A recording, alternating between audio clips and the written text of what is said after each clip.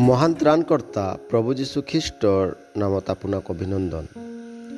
পবিত্ৰ বাইবেলৰ যোহনে লিখা শুভবাৰ্তা 17 অধ্যায় 3 পদত আমি এইদৰে পঢ়িবলৈ পাওঁ, একমাত্ৰ সত্য ঈশ্বৰ যি তোমাক আৰু তুমি পঠোৱা যীশুখ্ৰীষ্টক জনা এই অনন্ত জীৱন।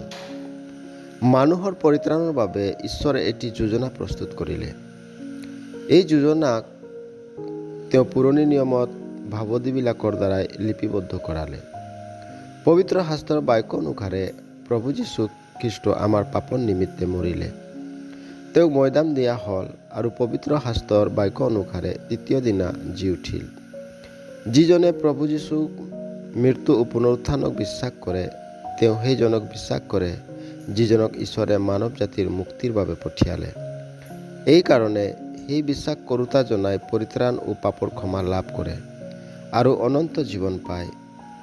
এইটো সেই শুভবাৰ্তা হয় যাক বহুতেই স্বীকাৰ কৰি স্থিৰ হৈ আছে।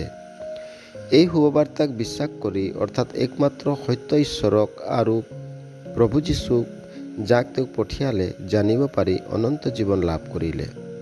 ঠিক সেইদৰে আপুনিও একমাত্ৰ সত্য ঈশ্বৰক জানি পাবলৈ ঈশ্বৰে আপোনাক সহায় কৰক।